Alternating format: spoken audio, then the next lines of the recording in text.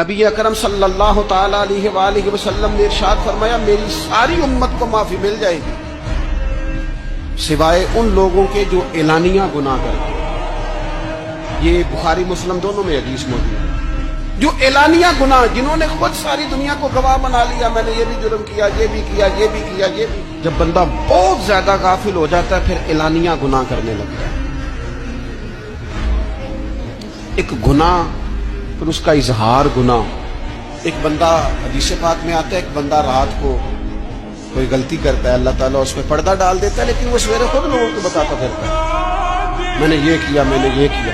جب آپ اظہار گناہ کرتے ہیں نا تو سامنے والا بھی دلیر ہوتا ہے، کہتا ہے اس نے کیا میں کر لوں گا تو پھر کیا ہوا۔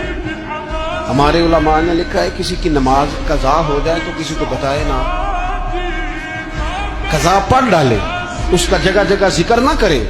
جب آپ کہیں گے نا میری قضا ہو گئی تو آپ کے ساتھ رہنے والا بچہ دوست سمجھے گا یار اس کی قضا ہو گئی ہے تو میری بھی ہو جائے۔